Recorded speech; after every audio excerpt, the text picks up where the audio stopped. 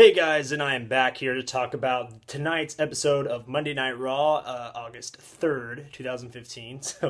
Tonight was a good show. It was the first Monday Night Raw after Roddy Piper, so Raw started off with the Piper tribute. I have my notebook here now that I'm going to be talking about this each week that I have my notes, stuff that happened, all sorts of stuff. So the show opened with Roddy Piper's tribute. And then after that, it went on to Seth Rollins coming out to the ring to talk about what happened last week with John Cena and his broken nose that Rollins caused, which was awful looking. And Caitlin and I both kind of just think that was awful. So there's that. He also challenged, so we have our first kind of glimpse of what the main event of SummerSlam was going to be besides Lesnar and Taker. He went out there and basically said to Cena, who was not there tonight, was talking about how he's going to challenge him title for title, United States Championship for the WWE Championship. So I don't know if they're going to unify them or if they're just trying to get the titles. I don't know what they're trying to do with it, but could be interesting. Title for title. Last time we had something like that, I remember it was Triple H and Kane from 2002 with the World title and the Intercontinental title.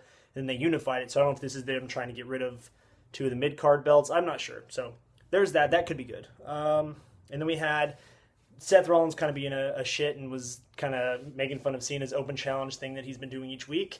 So he did his own WWE World Title Open Challenge to anyone that was, basically the rules were under 6 feet and less than 200 pounds. And they kind of assumed it would be El Torito, who, if y'all watch wrestling, obviously if you're watching this, then is the part of the, not the Los Matadores. Wow, what an idiot. So he comes out there with that. So Neville ends up coming out because he's below 200. He is less than 6 feet tall. Very bulky, great wrestler. Down in NXT, he was their champion for over a year. He challenged Rollins, and it was a hell of a match. Very, very good opening contest. Rollins ended up pulling out the win, but Neville almost won without, he couldn't win, obviously, without some controversy. So Neville basically went and did his finishing move off the top rope. He had but then after the 1, 2, and he was about to hit 3 and win the championship, and Rollins had his foot on the ropes. So obviously Rollins found a way to win that. So I honestly, very good match. Like I said, I didn't expect Neville to walk out with the title because then Neville in SummerSlam with the championship would make no sense. I missed the day where they would have a WWE title match on Raw, and it changed. That was pretty epic back in the day. I'm sure we'll get some more of those at some point. So then there was an 8-man tag match because the primetime players are trying to figure out who they're facing to defend their titles against.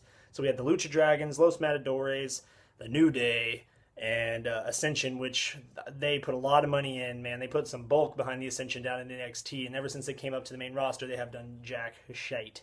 So we'll see how that goes. Just a mid match for that. So next was a Divas tag team match with Charlotte and Becky Lynch versus the Bella Twins. Again, they're trying to do this Divas Revolution, which is obviously working. You have Charlotte, who's Ric Flair's daughter, who everyone's already behind for that.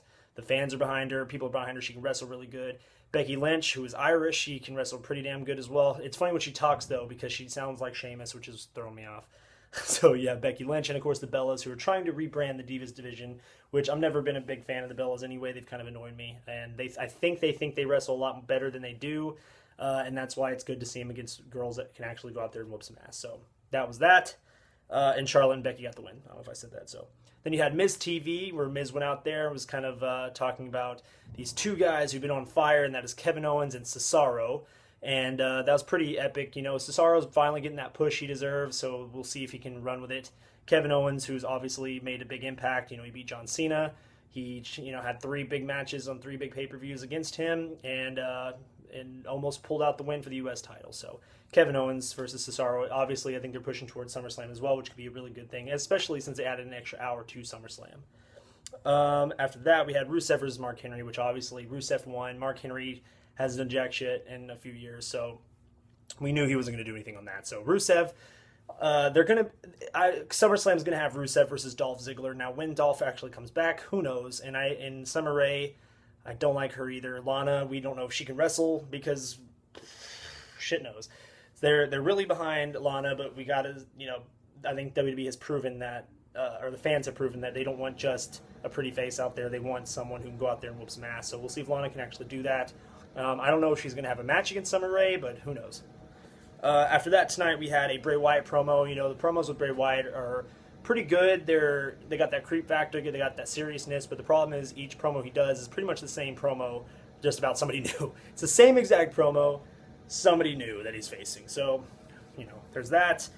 We had King Barrett versus Zack Ryder. I mean, Wade has done nothing in a few years. I think him winning King of the Ring was the worst thing. The Intercontinental title means something. Barrett wins it. He loses a bunch. And then he loses the title. And then he's nothing. I don't know why they're pushing Wade Barrett as much as they have been. And even then now his push is winning King of the Ring and then just fighting people we don't care about. Maybe that's why he's there, so we can see Zack Ryder on TV, since he's never on TV anymore. So who knows? I don't know where they're going with him. We'll figure that out. But that's not that important. Then we had an in-ring promo from, I would say Brock Lesnar, but it was Paul Heyman. So Paul Heyman, of course, the mouthpiece of Brock Lesnar.